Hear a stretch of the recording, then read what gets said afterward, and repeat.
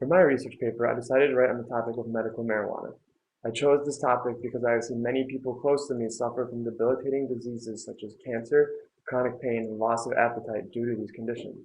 Medical marijuana could help them deal with these conditions, however, actually getting it prescribed is a monumental challenge in Illinois and downright illegal in other parts of the country. When gathering the sources, the main resource I used was EBSCOhost. I made it very easy to find quality, reliable sources instead of simply Googling the topic. One difficulty I did encounter was that since marijuana is still a Schedule I drug, it is very hard to conduct legal tests, so there isn't a lot of information regarding the effects of the drug.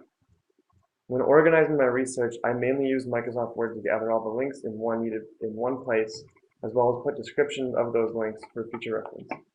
After that, I made an outline of how I thought my paper should be structured and tweaked it when I found interesting news sources.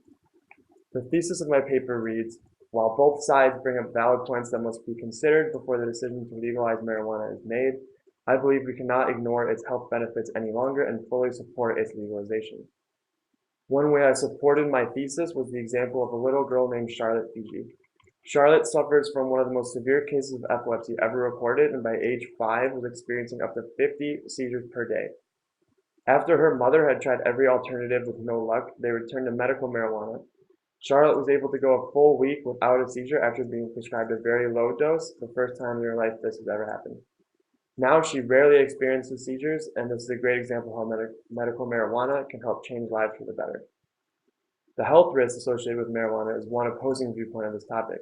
Critics say marijuana causes memory loss, impaired motor skills, and in the most extreme cases, loss of intellect. However, most of these studies are far from conclusive, and many studies have proven the opposite is true. There is not enough evidence support to suggest that marijuana has such a profound negative consequences.